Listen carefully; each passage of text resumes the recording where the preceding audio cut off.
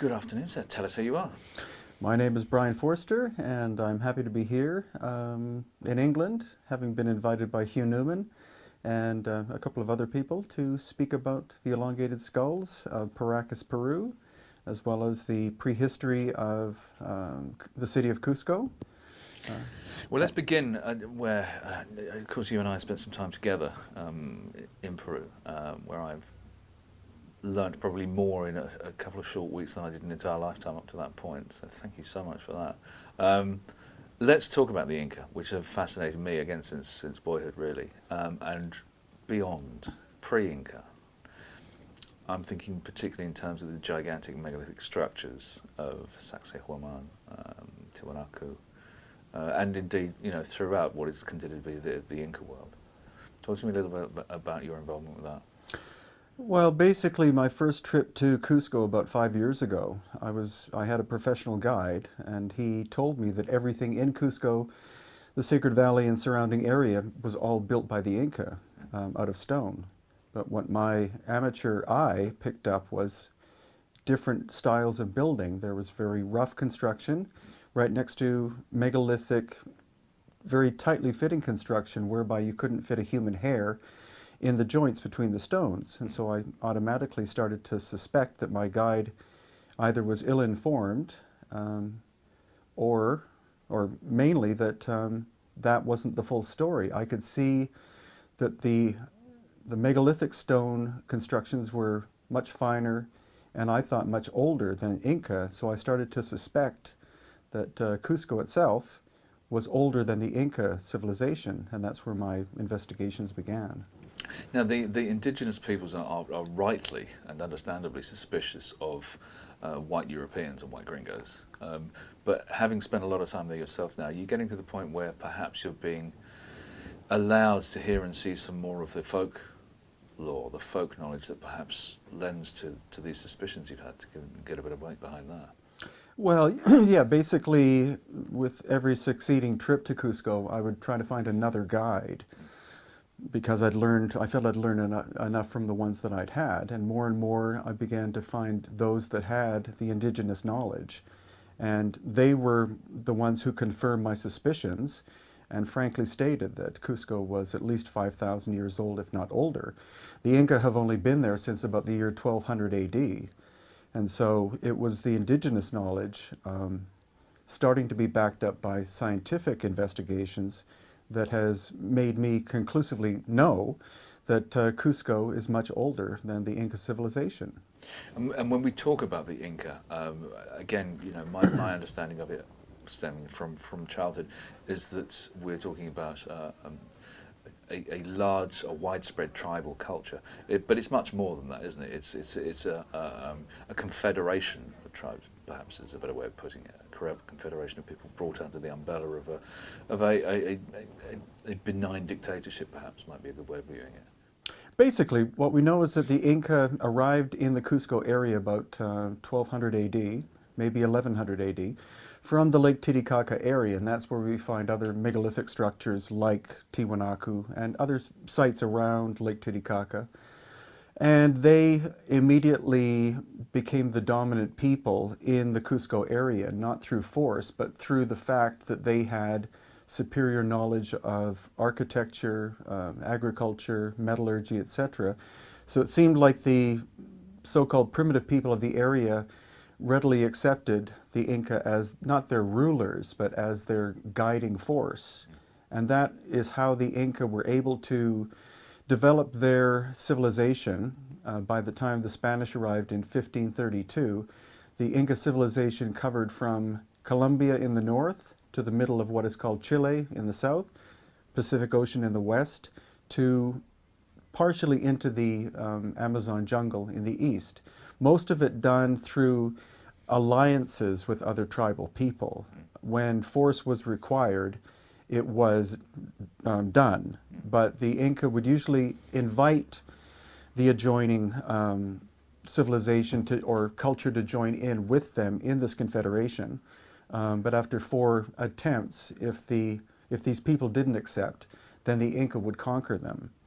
And as soon as at that point, opposing people dropped their weapons, the Inca would immediately stop any aggression, and then send in their equivalent of the U.S. Army Corps of Engineers, or their equivalent, to improve the infrastructure, the roads, agriculture, water systems, etc. Because a happy people are productive. The Inca were very clever at taxation. So the more productive the people were, the more products that the Inca received. And you could almost go so far as to say, I've read your book, fascinating. You could almost go so far as to say that it was an early model of socialism in its truest form. Oh yeah, exactly. It was a reciprocal arrangement. Everyone benefited. Mm-hmm. Yeah. And consequently, there was little, if any, rebellion. Very little. There was one instance, one major instance of one tribal people that rebelled. Mm. But in general, most people were happy, or much happier to be part of the Inca civilization than independent at that point. So why do you believe that the Spanish managed, with so few men in such a short space of time, to wreak such damage to the Inca civilization? Well, the Spanish took advantage of the fact that a civil war had been raging prior to their arrival. That was instigated by smallpox arriving, traveling through the native population from Panama, which was the main Spanish base, down through the population. And so that caused probably about half of the population to have died by the time the Spanish showed up. And then the Spanish were able to take advantage of certain situations. The Civil War was between two Inca brothers, Atahualpa in the north and Huascar in the south. And Atahualpa wanted an alliance with the Spanish because they had horses and guns.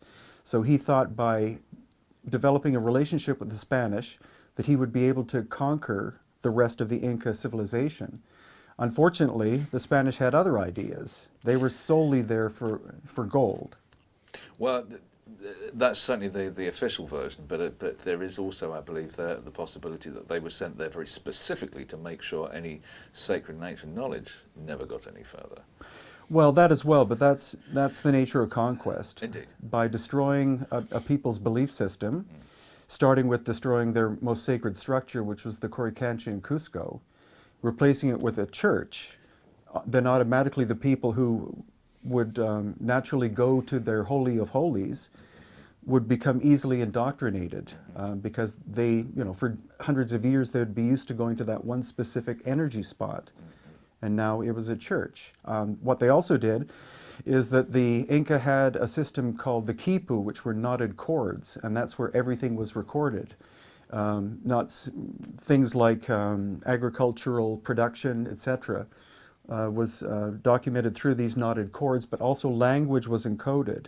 So the Spanish would collect those as rapidly as possible and burn them, and by doing that, destroy any written form of knowledge. And those were the two principal ways that they were able to wipe out. And of course, persecution by introducing the concept of hell and eternal damnation if you didn't follow the rules of this new belief system called Christianity. I was very taken with your analysis of the way in which that the Inca essentially had three rules for conduct, which is be truthful, be honest, and be magnanimous. And the Spanish came along and turned that around. So do not tell lies. They turned essentially a positive into a negative. Exactly. And that's kind of the overarching impression you get of I suppose, the Catholic Inquisition, which was to threaten punishment if you don't obey, rather than just saying, look, let's all get along. We've be kind to each other, and everything's going to be fine. So. Well, exactly, and included in that would be this the symbol of the serpent. The serpent to the Inca represented the subconscious and also wisdom, possibly eternal wisdom. But because of the Bible, it was turned into the evil thing that influenced people and steered them off in the wrong direction. And so the serpent symbol was destroyed wherever it was found. Luckily, it still does exist in many of the walls in Cusco. And the Inca belief system was never totally destroyed. Like with any indigenous culture, the knowledge went underground, and so it still exists to this day. What I'm trying to do is find the wisdom keepers that still exist and want to share that knowledge with the world so that people who visit from other parts of the world to Cusco can learn the true traditions, not a story written by Western scholars tainted with Spanish, Catholic, Western influence. A noble aim. I wish you every success with it. Have you discovered in your investigations any actual written records or hints that there may still be written records anywhere? There still are. There's a system of, I just found that out in June by staying with David Childress. He had this tiny book written in Spanish that showed that the Inca also had a hieroglyph system. Wow, okay. And so each hieroglyph, which is basically a square with a symbol inside, would represent one syllable of a word. And we still see that in the garments that survive of the royal Inca. They would wear language on their clothing.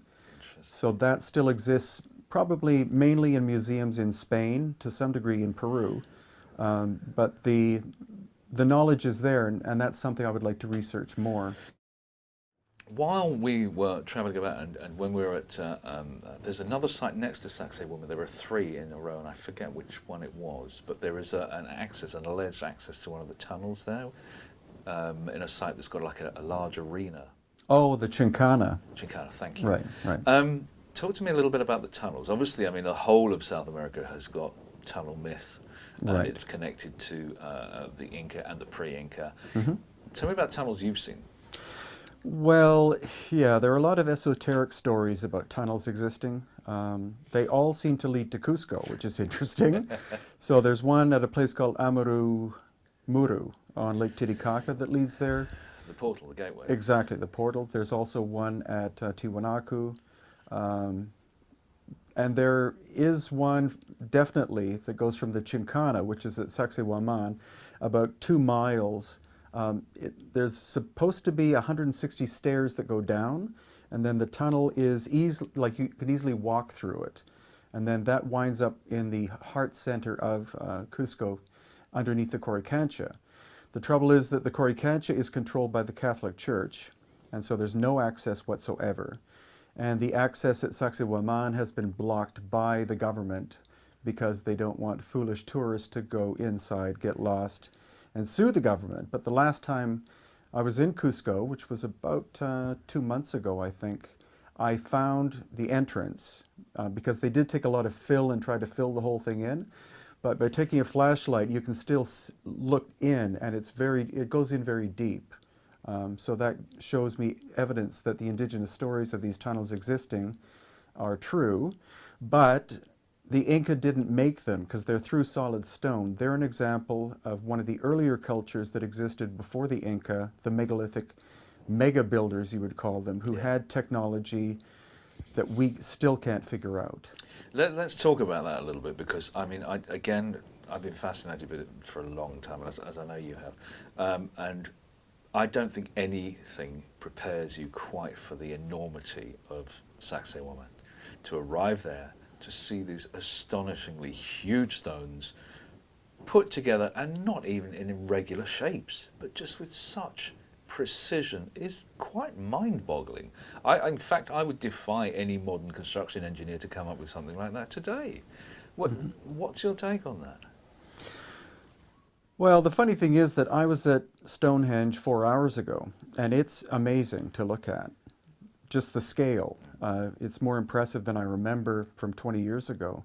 And of course, I've been looking at megalithic things, full bore for the last 5 years. But it is amazing in terms of the scale and the fact that many of the stones were brought in from Wales. But they're not precise in terms of construction. There are no flat surfaces. Whereas at a place like Sacsayhuamán, you have this jigsaw pattern of monstrous blocks, the largest being, one of them is 29 feet tall, only 17 feet is above the surface because 12 feet is the foundation underneath, and each stone is different in shape, and they all interlock, again, not perfectly, but so precisely that in many cases you can't fit a human hair in between.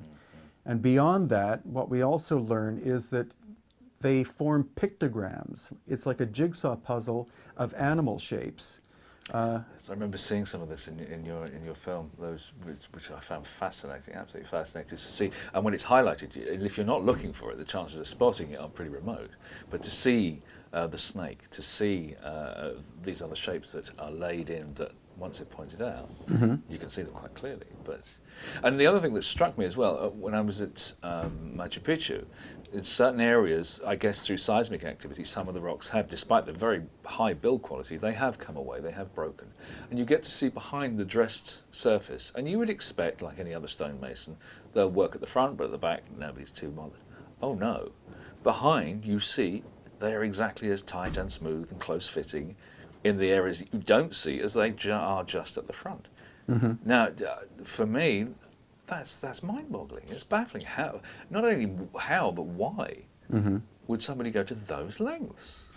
Well, exactly. And the thing is that the more I've done the research, the more you can see that what the Inca did is they tried to replicate that. Yes. But technically they couldn't because they didn't have the technology. And no one on Earth using bronze chisels and stone hammers, whether it's today or 1,000 years ago, could possibly make, with again the Coricancha being the classic example, where you have a wall 3 feet thick, and what we know is because the wall has been broken in places, that it's seamless from the front to the back and all the way in between.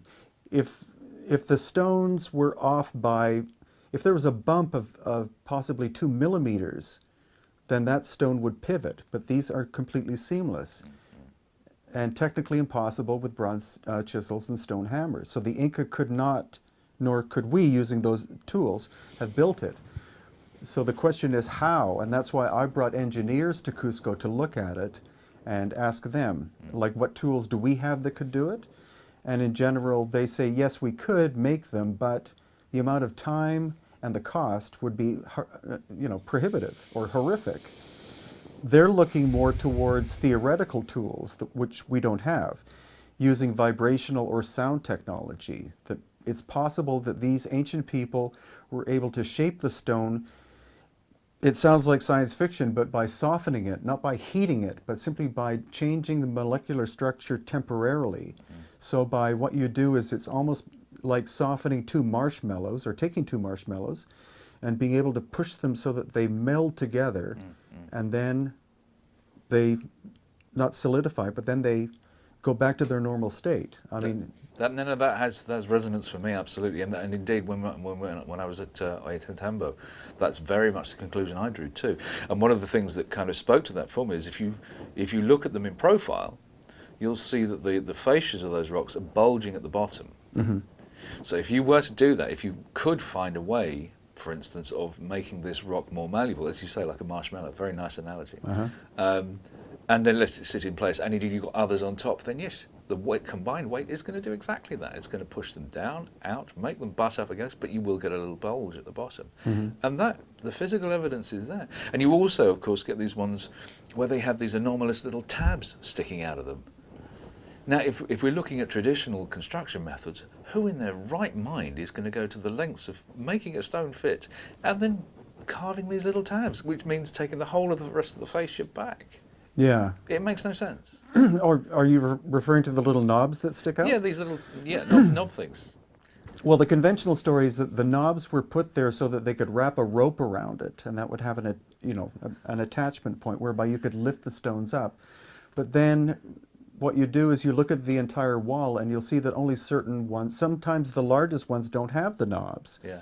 And so you go back to the conventional archaeologist and say, what about that? And they'll say, well, they removed the knobs after they finished the wall. And I say, well, why didn't they get rid of all of them? Because if you're working on a level of precision where you're so finely fitting stones together, sheerly out of aesthetics, you would remove any surface blobs or protrusions like that. So again, that's, the conventional answers are becoming more and more comical the more that we do the research. And it's not to say that the archaeologists are stupid, it's just that they seem to be afraid to approach the idea that there was or were civilizations prior to ours that were more technically sophisticated than us. In any avenue, I mean, even if it's only in stonemasonry, that seems, as you say, very, very difficult for traditional archaeology to accept. And I think you've hit the nail squarely on the head. I think that's exactly what it's about.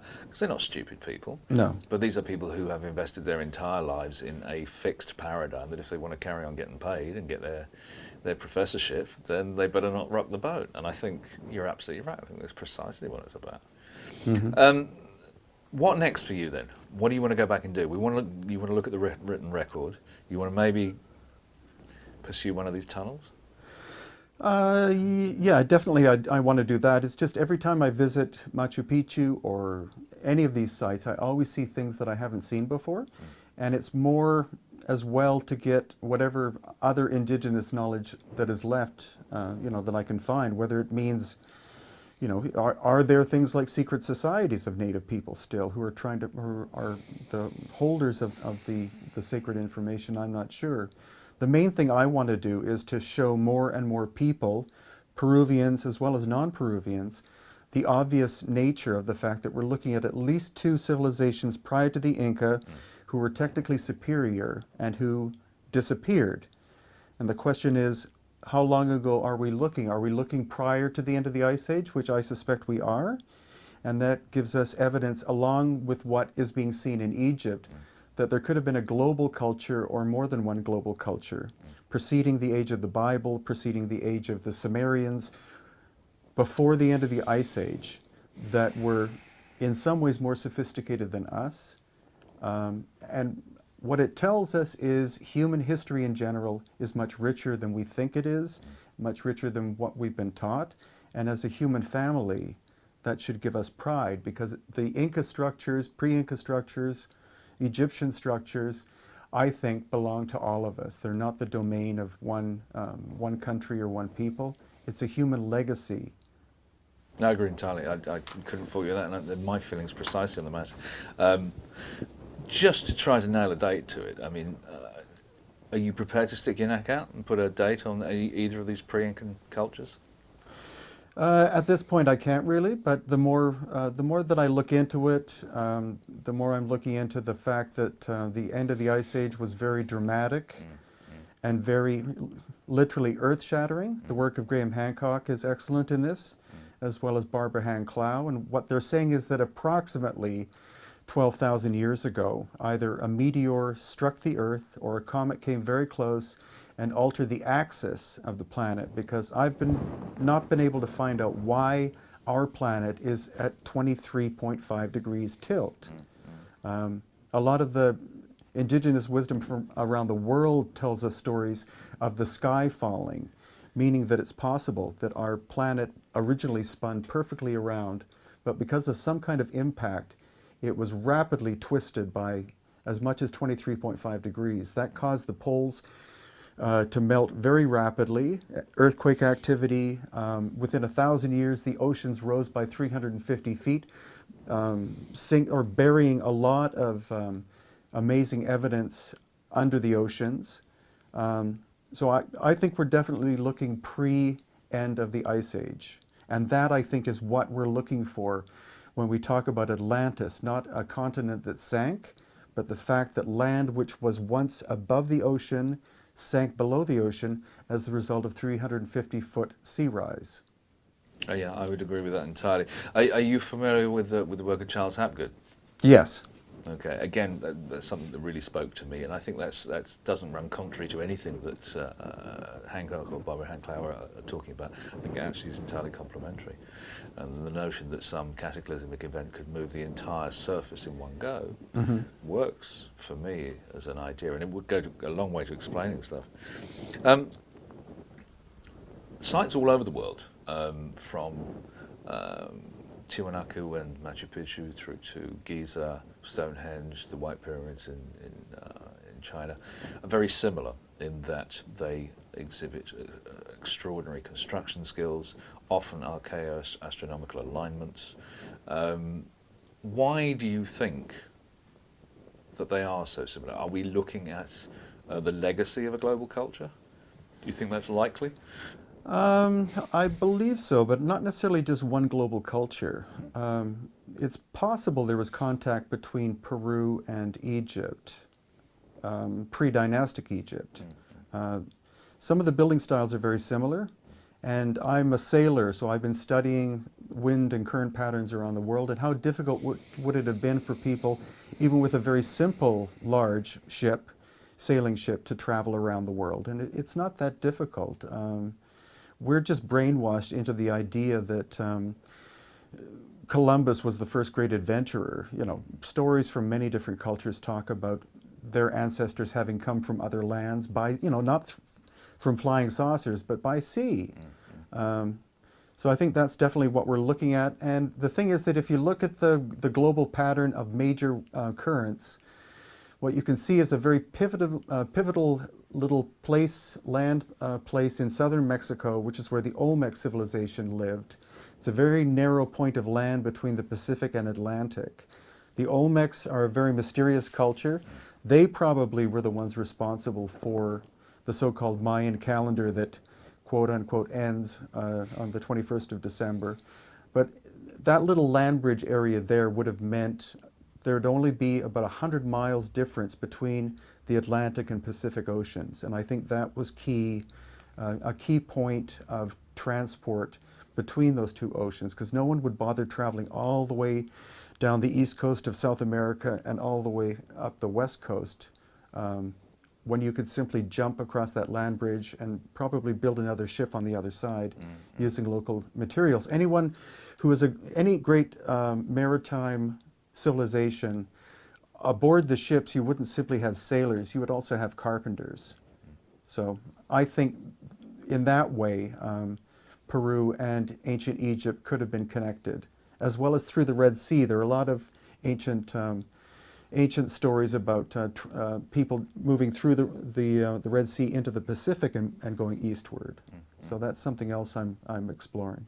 And of course, if you are wanting to navigate over vast sea distances, you need primarily two things. You need to have something to sight from, so stars, the sun. Exactly. And you also need to have an accurate measurement of time. Have you seen any evidence to point at the time measurement aspect of ancient maritime culture? No, I think it's more, we think of the need, or that there's a need for chronometers and the need to know longitude. I think that they simply did a lot of island hopping. Okay. So point to point, because what you need is you need a place to stop at once in a while for, you know, fresh water and food, etc. And I think that's where Easter Island, which the native people call Rapa Nui, is very pivotal. That was some of my latest research is connecting the west coast of Peru with Polynesia because of this red-haired characteristic which shows up on the west coast of Peru in ancient times as well as throughout Polynesia. I think they're the same bloodline of ancient red-haired sea kings. Which leads me very neatly into the elongated skulls. Talk to me about that. Well, that's something, David Childerson and I published a book in early February called The Enigma of Cranial Deformation.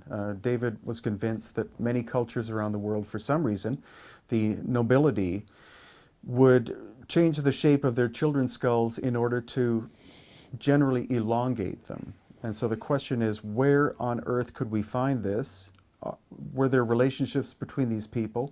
And why would people do this? What we generally found is the reasoning behind is that these ancient diverse people thought that it made the children more intelligent, was beautiful, and because their ancestors looked like that. That's very interesting. And automatically people think of aliens, which is possible. But what I've been looking more at lately is because I've been living in Paracas, which is south of Lima, that's where we find what seem to be natural-shaped elongated skulls. I just sent DNA samples to the United States to a man called Lloyd Pye of the Star Child Project. And so he's going to analyze both carbon-14 dating and also DNA test 5 different skull samples in order to tell us how old the skulls actually are and hopefully the ancestry of the skulls, because no one's ever done that in Peru. Because I'm right in thinking, I believe that on the basis of the Star Child skull DNA analysis, it's finally concluded that it includes DNA strands that are not found in any other database in the world. Is that correct? Yeah, not only are there strands that don't exist in any human There are databases that don't exist in any life form on Earth, Yeah. and that's developing conclusive evidence of alien contact. It's very difficult to draw any other conclusion. That's certainly the case. So what about the red-haired connection then? Because that's a recessive gene, is it not? It is, and it's quite rare. The thing is, the Paracas people just suddenly seem to appear in the area at least 3,000 years ago. But again, we have to do carbon-14 to find out how old they are. But where would this characteristic have come from? Because native people of the Americas always have black hair. They would need genetic input from somewhere else in order to develop or have this red-haired characteristic. Paracas is right on the Pacific Ocean, and again, ancient seafarers could have traveled from another part of the world and at some point have interbred with these people. And that's something to take into account whenever you look at any civilization, is that there is no one source. Even in a simple example like England, you have the Angles, the Saxons, the Normans, the Romans, the Celts, the pre-Celts, etc. That, of course, would be the case in probably any part of the world, is that there would always be genetic input over time through warfare or also just through people traveling.